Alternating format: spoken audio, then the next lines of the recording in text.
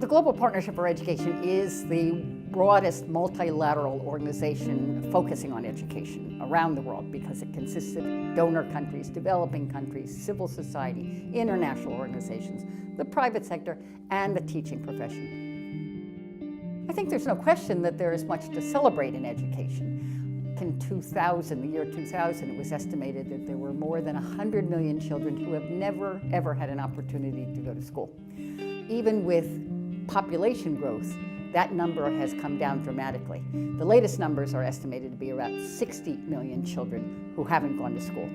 Because there's more attention being paid now to what's actually happening in education, the issue of teachers, teaching profession, quality, professional development, all of these issues, they're now being taken much more seriously by government officials, by international organizations, by funders.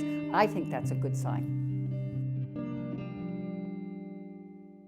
There's also a challenge of keeping children in school. The agenda and the focus for the future has to still be about access when you have 61 million children out of school, but it has to be more than access. I think the focus should be on quality public education. Quality, quality, quality, public, public, public, because in the long run, education is a public good.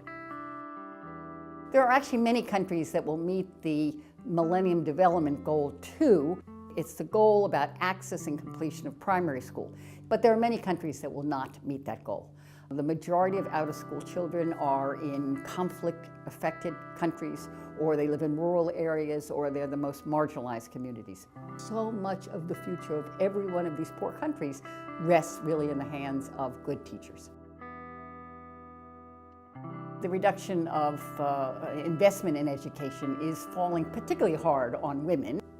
When families are struggling, they're more likely to send their boys to school rather than their girls to school. We know that investment in girls' education has a particular large return on investment.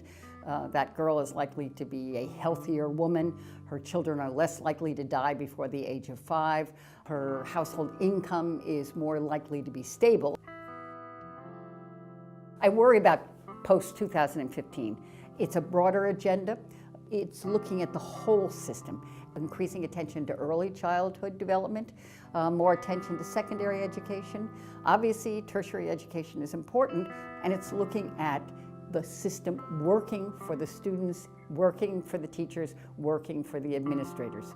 Too many people are accepting that the success in education means the work is done, when in fact the work has only started if we really are going to achieve the kind of education goals that the world needs. When you're at crisis mode, you go back to your basics, your foundation. Education probably is the strongest investment that can be made to reduce and do away with poverty. From economic growth to just human well-being, education investment makes a big difference. Even when you have restricted resources, if you really want to be honest about the use of those resources, you use them where you get the biggest return on the investment of those resources. I would argue that education clearly is one of those. It really is the engine of growth.